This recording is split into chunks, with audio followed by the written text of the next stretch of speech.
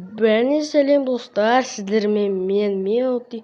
Бүгінгі видеода достар, мен ютубтан кеткен болатым. Міне ютубтан уже шаршап кеттім. Ютуб деген уже активті түсіп кетті, идея да жоқ енді достар. Енді достар, не істейін білмеймін, енді подписка жасамай ақ қойыңдар, может жақында оралатын шығармын. Иә. Сіздер тек қана лайк басып, арнама жазып отырсаңыздар, мен ютубта оралуым мүмкінмін достар. Иә достар, оралуым мүмкін. Иә достар, енді мен оралуым мүмкінмін достар.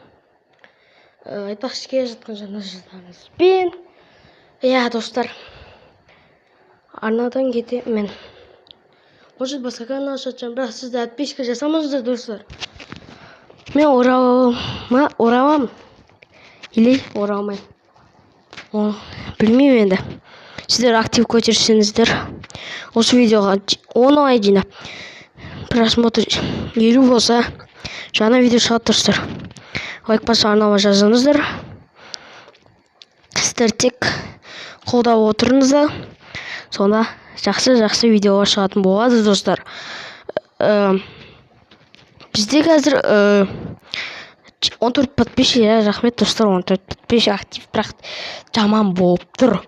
40 адам, бізде қазір 20 адам подпискамен, 70 адам подпискасыз көреді достар.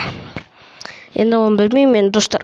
Давай тез тіркеп лайк басайық достар. Мен арнайы кеттім, өйткені менде актив жоқ, идея да жоқ. Солай достар. Сіздер қолдау көрсетсеңіздер, мен ютубқа оралам. Ойнап айтамын достар. Мен ютубтан кетпедім. Жай бұл 2023 жылдағы соңғы видео.